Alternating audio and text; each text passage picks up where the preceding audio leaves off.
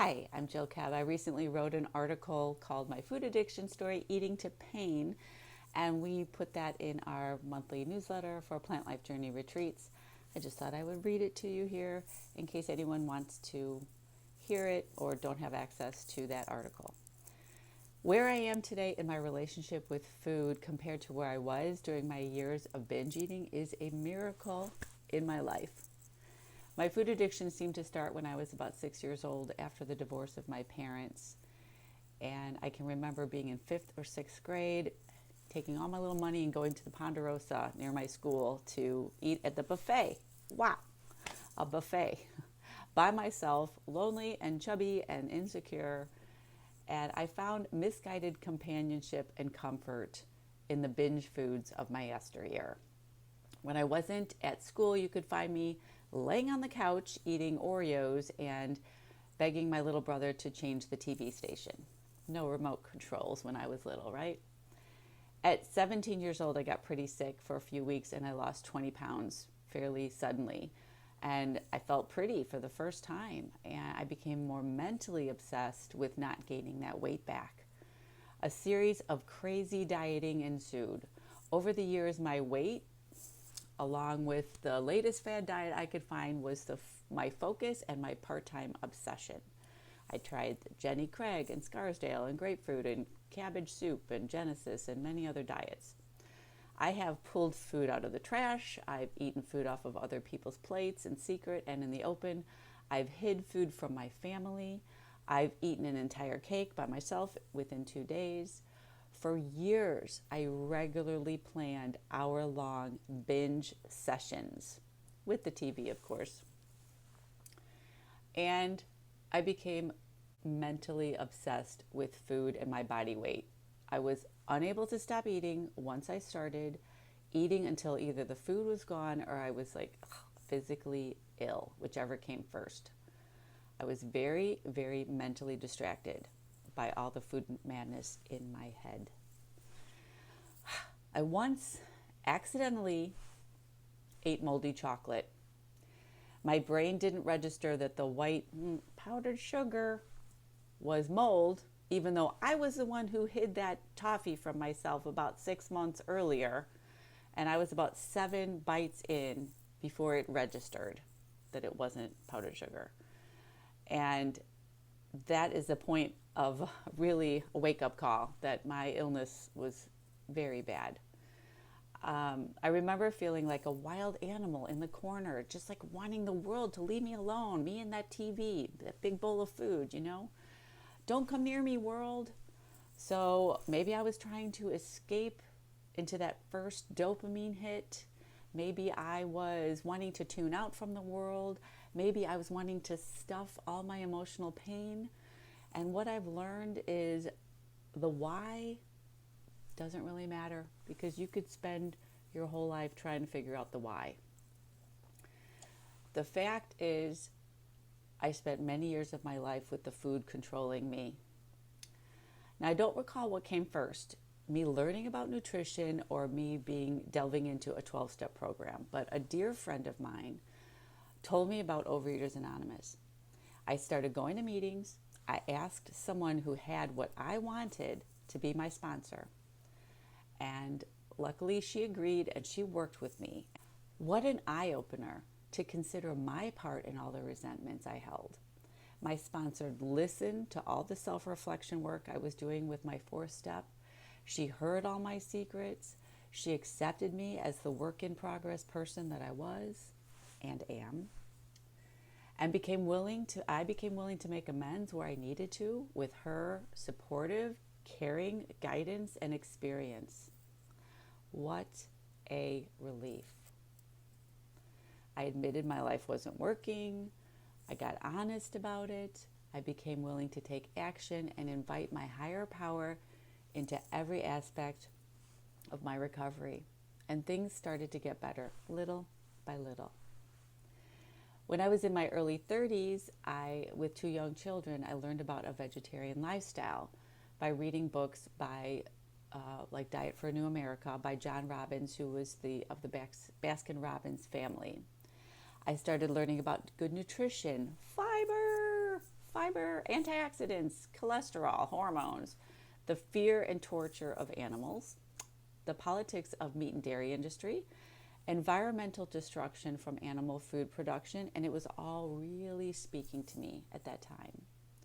So in 1998, I remember where I was. I was at my mom's house reading a little book about all the environmental destruction caused by meat production. And I was longing for the world to be a better place for my children. So even though I didn't feel like I had much willpower around food at all, I made a scary decision. And I told a few people in my family, I am now going to be a vegetarian. My family didn't like it. The women in my family clearly had trouble accepting this choice. And at times it probably felt to them like my rejection of their family meals I used to enjoy was a personal rejection of them. It wasn't. I did my best to navigate. It was challenging. At the same time, I was dealing with, cooking new foods and finding new recipes and still eat with my family and cook for my family. I lost 30 pounds without trying. My skin got clearer. I started breathing better. Hives and headaches went away.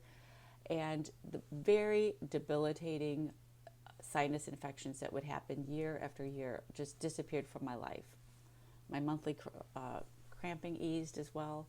But probably the biggest thing was those sinus infections just going away. And I was eating very minimal cheese and dairy at that time.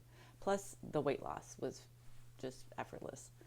So I was so excited about my increased energy and my weight loss that I made strides and commitments to learn more and become certified to teach others about this lifestyle.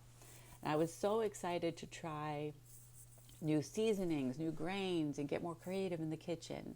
And I'm still enjoying cooking. And that's a process too. And you can make yourself, that could be a game too, to get yourself more excited about cooking in the kitchen.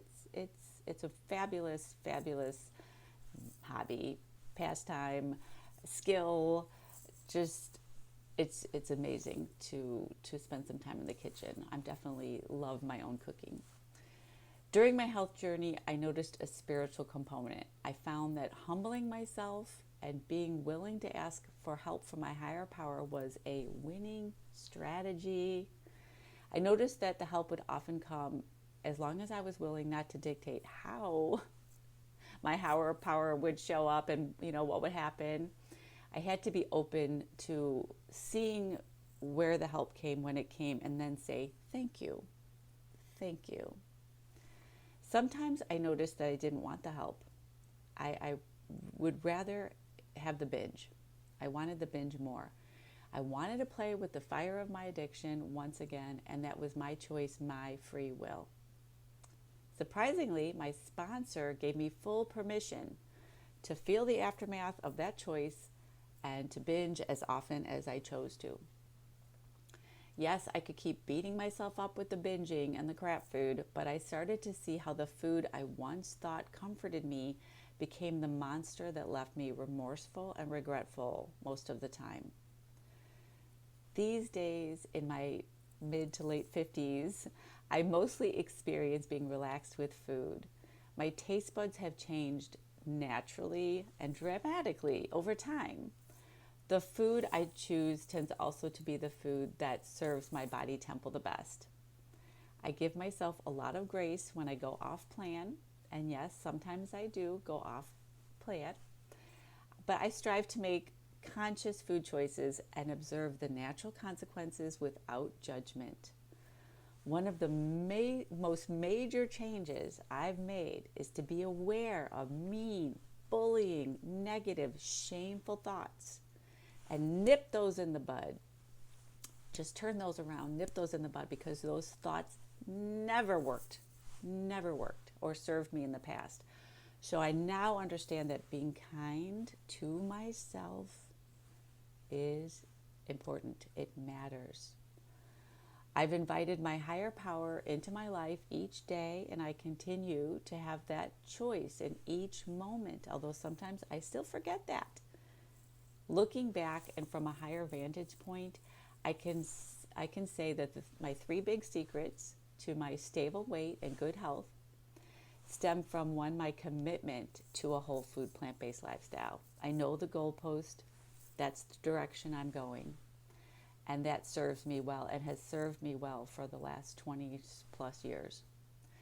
Two is have one good friend, at least one good friend that you can talk to and you can be on this journey with.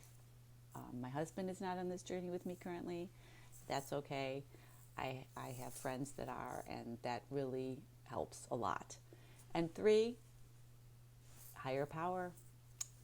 Invite your higher power in to consulting with you, guiding you, supporting you.